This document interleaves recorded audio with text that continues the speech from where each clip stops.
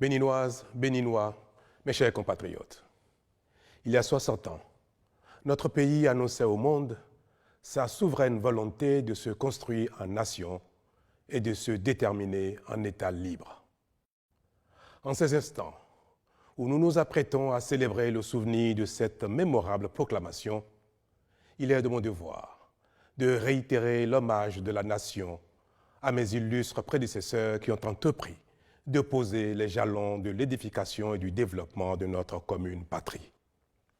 C'est donc avec respect que je renouvelle la reconnaissance de la nation à nos valeureux bâtisseurs de regrets et mémoire que sont messieurs Hubert Koutoukou Maga, Christophe Soglo, Sourou Migan Apiti, Justin Tometin Aomadegbe, Taïrou Kongaku, Maurice Kwandete, Alphonse Allé, Émile Derlin Zinsou, Paul-Émile de Souza et Mathieu Kérékou. J'adresse la même reconnaissance à ceux d'entre eux que nous avons encore la grâce de côtoyer, leur Excellence Nicéphore Dieudonné Soglo et Thomas Boniyayi. C'est avec une reconnaissance tout aussi appuyée que je salue toutes celles et ceux, artisans, paysans, commerçants, salariés du secteur public comme du secteur privé, religieux ou acteurs politiques qui, sous la lumière des projecteurs ou dans l'ombre, contribuent à cette œuvre passionnante et honorable. Mes chers compatriotes, les hésitations qui souvent nous habitent, les erreurs qui caractérisent parfois nos choix, la crainte du changement qui nous cantonne quelquefois dans les acquis éphémères et insuffisants, ne doivent nullement nous stigmatiser et nous faire douter de notre capacité à nous développer nous aussi. Les expériences que notre cheminement nous a permis d'accumuler doivent plutôt constituer la rampe de lancement vers ce développement certain et durable dont nous rêvons depuis 60 ans. Pour ce faire, nous devons assumer notre devoir d'inventaire avec lucidité pour surmonter avec courage et responsabilité les difficultés de parcours. En effet, pour assurer son développement, notre nation ne saurait se permettre pour longtemps la répétition d'erreurs ni la persistance de choix qui se révèlent inefficaces, voire nuisibles à son devenir. C'est le sens des réformes majeures que le gouvernement met en œuvre depuis bientôt 5 ans avec votre précieux soutien. Les résultats déjà perceptibles, de plus en plus appréciés et salués à l'international, traduisent la pertinence de l'option en faveur d'une vision claire pour le développement de notre pays et d'une gouvernance rigoureuse dans tous les secteurs, débarrassés de la corruption, des détournements et de la prévarication.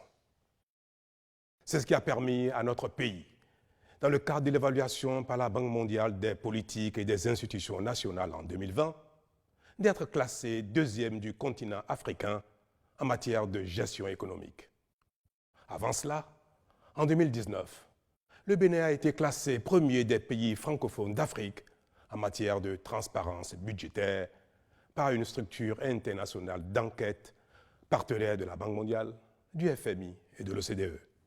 Cette rigueur dans la gouvernance, associée aux efforts de chacun, a permis à notre pays, depuis le début de cette année, de sortir de la liste des 25 pays les plus pauvres de la planète et de quitter la catégorie des pays à faible revenu pour intégrer le groupe des pays à revenus intermédiaires.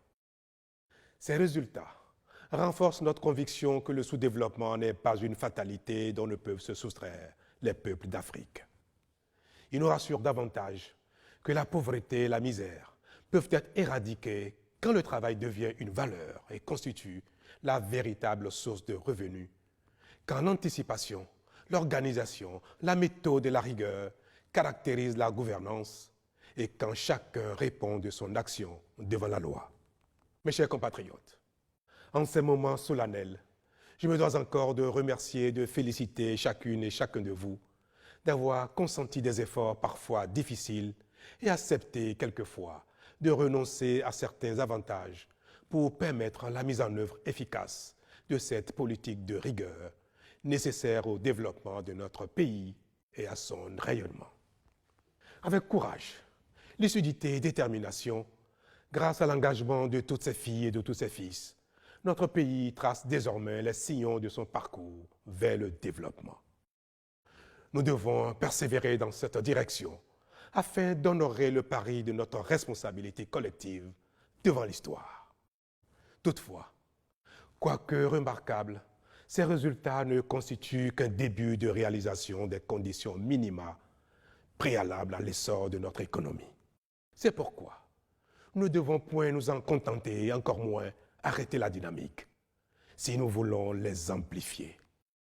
Nous devons donc, sans relâche, avec davantage de courage et d'abnégation, accentuer nos efforts en vue de rendre plus concrètes, plus visibles, plus satisfaisantes et plus durables les avancées qui s'observent ici et là.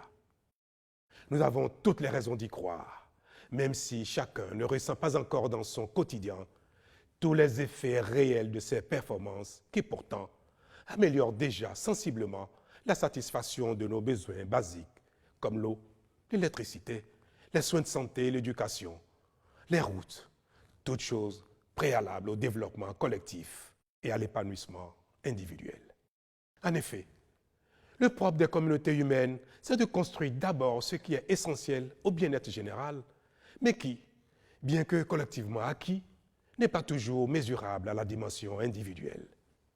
Or, c'est bien cela qui va nous permettre d'améliorer en premier lieu le confort de vie de chacun et surtout du grand nombre.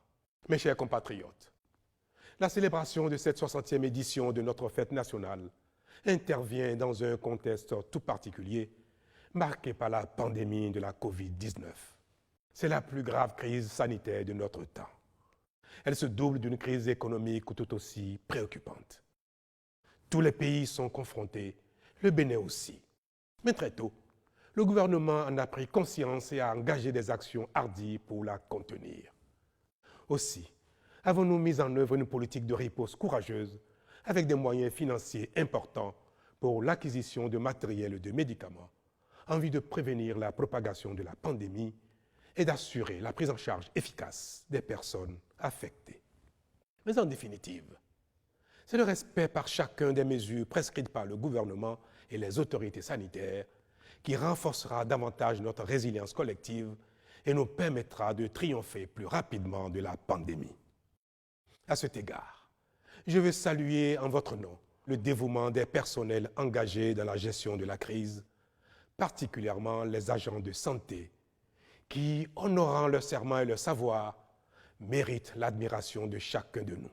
Je veux saluer également la solidarité nationale qui s'est manifestée à travers d'importants dons en numéraire et en nature et exprimer la gratitude de la nation à tous les donateurs. Je veux enfin remercier nos amis et partenaires internationaux pour leur contribution appréciée à notre plan de riposte. Chacun peut observer que le gouvernement mène le combat contre la pandémie sans renoncer à la mise en œuvre responsable de son programme d'action.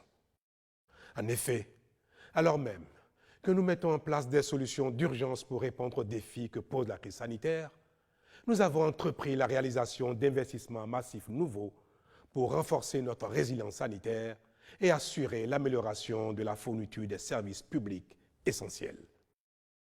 C'est l'occasion de féliciter et d'encourager tous les agents qui y travaillent sans désemparer, ainsi que tous les autres acteurs de la vie économique et sociale qui contribuent par leur activité et leur combativité à la satisfaction des besoins existentiels de nos populations. C'est précisément parce que la vie doit continuer et que l'activité économique en est un ressort essentiel que le gouvernement a par ailleurs pris des mesures fortes pour atténuer les effets socio-économiques de la pandémie, pour venir en aide aux acteurs qui ont été les plus éprouvés. Tout cela est l'expression d'un devoir de solidarité exceptionnel. Mes chers compatriotes, la célébration de notre fête nationale, marquant le 60e anniversaire de notre indépendance, nous engage à la conscience résolue de la maturité de notre nation, ainsi qu'à la mesure de la responsabilité qui en résulte. Elle nous impose de sortir définitivement de l'euphorie des indépendances pour construire notre devenir. Car il n'y a pas de réelle indépendance, de réelle liberté sans développement qui nécessite le travail acharné et une prise de conscience effective de nos devoirs. Aussi, Devons-nous, Béninois de l'intérieur comme de l'extérieur, nous mobiliser davantage autour de nos idéaux de fraternité, de justice et de travail pour permettre à notre pays d'accéder à un avenir radieux et d'être de ceux dont la voix compte dans le concert des nations. J'ai foi en notre capacité à construire une nation forte, riche et encore plus solidaire, qui assure à tous une vie décente.